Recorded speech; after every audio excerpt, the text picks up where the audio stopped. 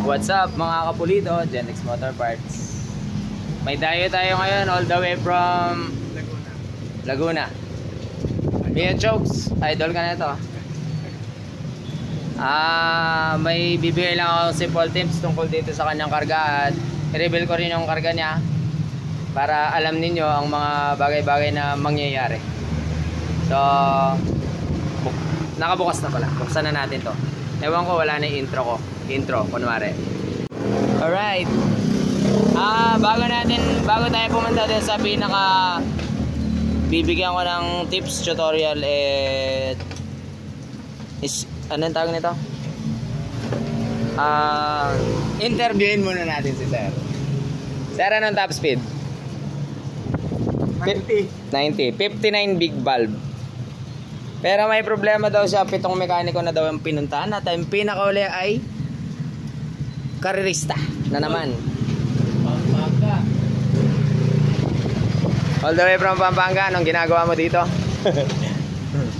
Ay, budget building niya, 063. Ano pa? Bali, yun nga, nakapitong mekaniko na daw. May problema daw talaga kasi grab rider si Sir. Asan ang kanyang baggage? No, grab rider ng Laguna. Ito ang kanyang motor. Kailan yung huling setup? Last year? Hindi, yung huli. Huli, 3 months. 3 months ago. Siyempre, pagka na-reset, yun na yun eh. Bago na siyang reset nun, di ba? Ang problema, medyo budget meal si Sir. Wala akong magagawa. Pero, ano ko lang, no, pagka setup ko po, sarili kong cam. So, di ako gumagamit ng cam ng iba. Respect naman syempre kasi motor shop din ako. Tsaka may sariling settings ako. So nung binuksan namin 59 big valve siya. Pareho ito ng case nung sa Tagaytay kung napanood nyo. 25-29 ang kanyang head. Tapos ang compression niya is 120 lang. Problema rin niya is ma-backfire siya masyado. Tapos mahirap start sa umaga. So kadalasan kapag backfire and mahirap start sa umaga, ang problema lang naman natin is carburetor. Carburetor. Yun lang naman yung kadalasan. So itong stock carb kasi nakalagay sa kanya, alog na. Yan, alog na yan, oh. Alog na to. Alog na. Pag alog na po kasi yan, sumisingaw yung hangin sa gilid. Mahirap siyang start. Kailangan pa daw i-chokes. Mia Chokes. Kailangan pa daw i-choke para i-start. So, ang gagawin namin is may dala rin naman siyang 28mm carb. Bahala na siya sa konsumo dahil delivery rider siya. Sa kanya naman to eh.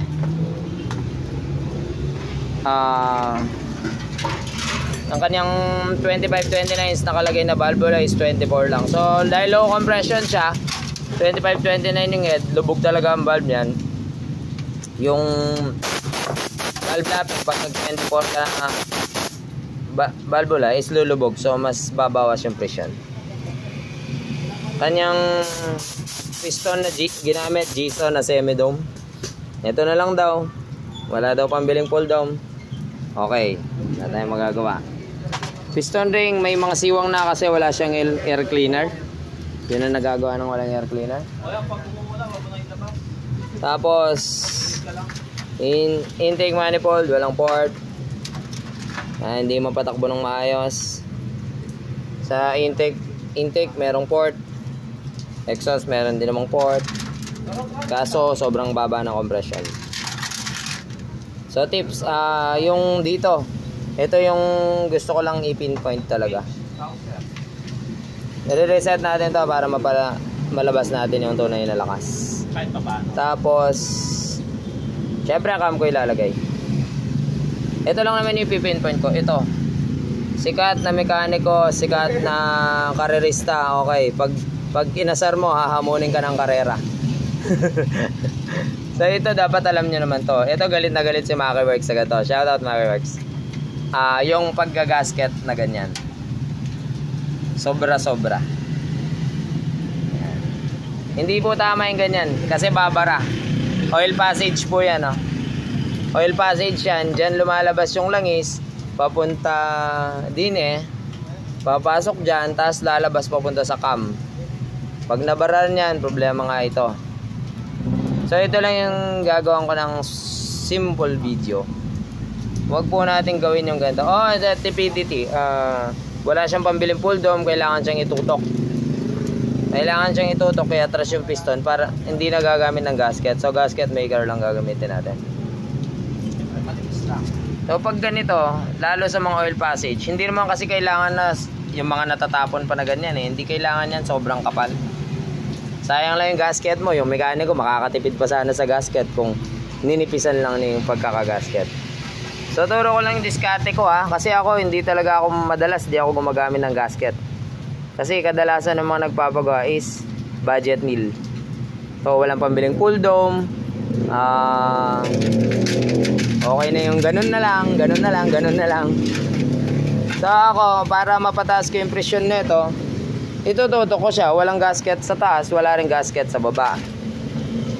Sa baba may gasket siya, kaya isa ring dahilan kung bakit mababa ang presyon niya. So kami na, itututok namin, walang gasket doon sa base. Beta gray lang. Sa mga may machine, pwede lang tabak. Sa may machine, patabasan nyo yung block, pero gastos ulit yun. Tuturo ko lang sa inyo para hindi magkaganyan. Yan. Bigyan ko yung konting tips, pati sa likod yung ginagawa ko. So tanggalin ko muna tong palpak na to. So hindi po porke sikat at karerista na, perfecto na. Mga hamon na naman yan Sige, Mio to Mio, racetrack na motocross Racetrack na motocross. May kanya-kanya tayong pero syempre dahil kapag kasikat, dapat alam gawin para hindi sayang yung pera ng customer. So ito, 2 times pa lang bumalik dun sa pinagpagawan na back job pa.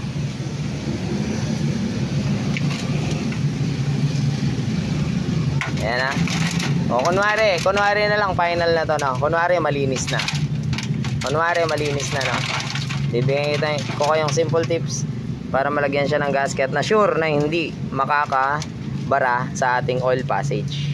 Kunwari lang malinis na, papalinis ko pa kay Moman. Bibili pa akong balbula o ganito lang gawin nyo para safe tsaka malinis, hindi yung luwa-luwang ganyan. Kasi kahit gaano ka palang ilagay mo dyan, pag hinigpitan mo, iluluwa lang niya palabas, sayang lang yung gasket mo. Pamahal ng Beta Gray. Beta Gray ginamit dito. Beta Gray. Ito pa.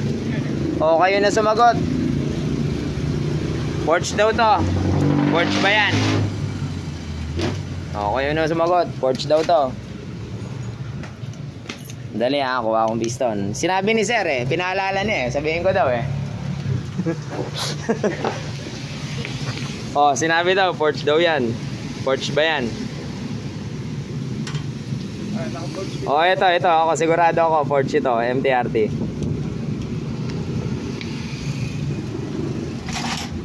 Mga simple-simpleng bagay na lang naman, tinuturo naman ng tama.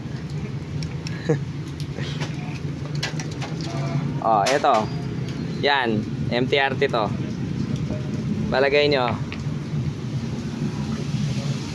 Ito po ang forge. Casting po yan. So wag ituturo na forge ang casting.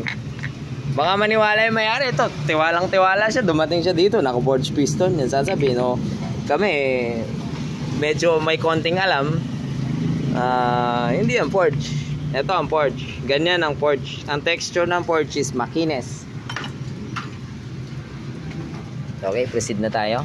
Ganito lang po yung ginagawa namin. Kaya po, yung mga ginagawa namin kahit tutok, walang pambiling bagong gasket, hindi bumabara, hindi bumaback job. Manipis lang ilagay nyo. Pero marami na kaming tutorial sa ganito pag nag-overall. Ang ginagawa kasi nila, ito, mag-aaksaya na ako, Gaganya-ganyanin nila, tulad ng ginawa dyan, ganyan yan, kitang-kita naman sa texture, ayan, pinagaganyan-ganyan. Ganito lang gawin nyo. Manipis lang ilalagay, tapos ganyan yun yung finalin yung pagganyan. Ito yung hilig na hilig ni Momon eh. Magganyan na magganyan ha.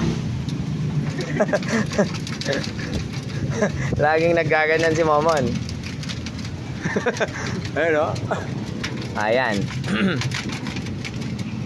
Sayang kung meron sana tayong pinagbaklasan na ginawa natin dati, no? 10 minutes of video, okay na siguro yan. Oh. Ayan o, kita niyo yan, malinis, manipis lang. Manipis lang ang kailangan nyo. Manipis lang ang kailangan nyo, hindi yan tatagas. Puwera lang kung may tama ang inyong surface. Pag may tama yan, syempre kailangan ni tama yung tama. Ay, mali pala, mali. Ganyanin nyo lang ng ganyanin hanggang numipis. Ang didikit lang naman dun sa surface nun is yung tama lang eh. Kahit pakarami-rami mo yan, maalis din. Pero mas okay, manipis lang. Tingnan niya, no? Ganyan lang yung proper technique.